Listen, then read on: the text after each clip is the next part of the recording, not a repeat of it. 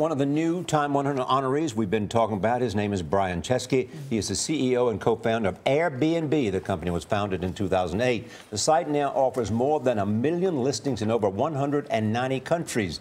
In 7 years, 35 million guests checked into rooms and homes. Now, Airbnb is launching its first worldwide television ad.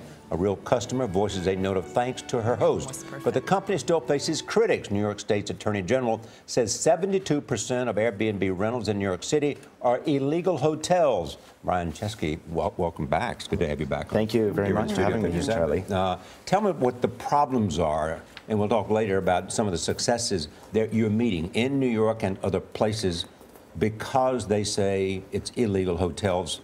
And therefore, if you're a hotel, other rules ought to apply to you. Yeah, well, the fundamental problem is there are laws that are written for businesses like hotels. There are laws written for people for like how to live with roommates. And Airbnb is this thing in between. It's this third category, people acting as businesses. And so for many, many years, there were no real laws written for it. So people tried to put somebody in one bucket or the other. So what we've tried to do is go city by city and country by country. We've had some problems here in New York, but we've had a lot of successes. And recently, the Queen of England signed into law, a law that legalizes home sharing in the United Kingdom. France legalized it, Portland and Portugal. And so we're starting to have a lot of success around the world. And I'm actually really confident that we're going to have some success here in New York. So, but it's been quite a bit of a struggle. You always seem to think big, Brian. Yes, Chesky. absolutely. So when you heard the news about things changing with U.S. and Cuba, you thought what? We are going, and when are we going? And I called up our team immediately, and they said, well, it'd be great for us to get 100 homes in Cuba. And I said, well, what about 1,000? Like, we need to make sure we have enough inventory. And our team immediately flew to Cuba, and we were welcomed with open arms by this local community. They've been actually sharing their homes for a generation. And so we thought this would be a perfect platform to empower Americans to allow them to go there. there. No restrictions on an American company doing business in Cuba. Right. Well, there's not really restrictions for, there were a lot of restrictions that were lifted to allow Americans. They have to go for one of 12 different travel purposes, and when they go in the checkout on Airbnb, you can basically declare like the reason you're going. But we worked with the State Department and some other organizations to make sure that we can be able to go there. What are the biggest growth markets outside Cuba? Well, actually, our biggest city in the world is Paris. We have nearly 50,000 homes in the city of Paris. So that's our best city. Not a bad place to visit either. Yeah, so Europe's very popular. Rio is a huge market for us. We have about 18,000 homes, and a really cool stat. Last year, obviously, the World Cup was in Brazil. 600,000 people went to the World Cup. 1 in 5 people, 120,000.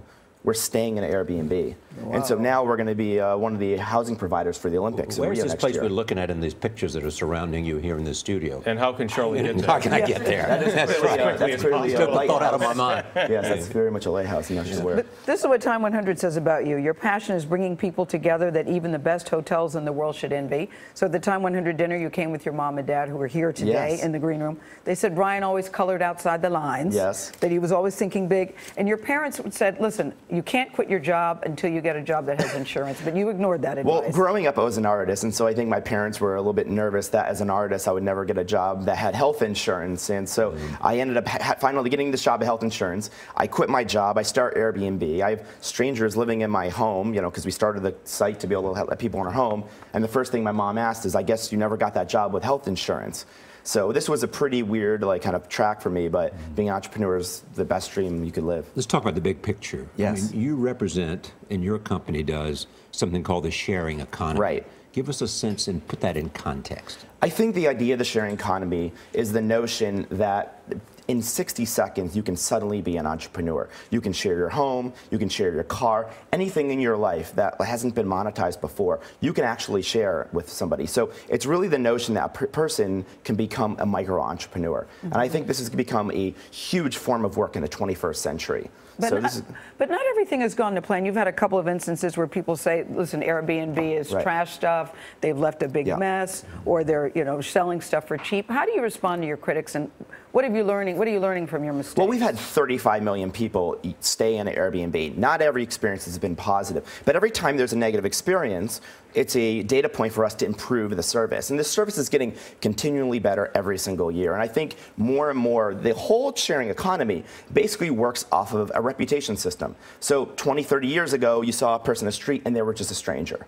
And today, that person's no longer a stranger, because you can read what the 50 people before you said about them. And so it really takes a stranger out of the world. And I think that's a really, really powerful thing. Yeah. But the notion that you're empowering entrepreneurs, I mean, if somebody's not supposed to be running a business, if somebody's subletting an apartment, for example, and they're not supposed to be resubletting it, and they are on Airbnb, how do you stop that? Well, it's pretty hard to stop. We tell them to check with their local landlord or local laws and regulations, and we try to provide. Well, we try to provide a lot of education, and we have a direct hotline for people to call us. And I think over time we want to become more and more proactive. One of the things I'm looking forward to here in New York and cities around the country is to actually have more proactive partnerships with landlords, so we can actually work together with them. So where are you staying while you're here, Brian Chesky? I'm staying in Crosby Street downtown, so it's pretty awesome, and it's just amazing. Is it place. Airbnb? It's an Airbnb, of course. Yes. Nice. Yes.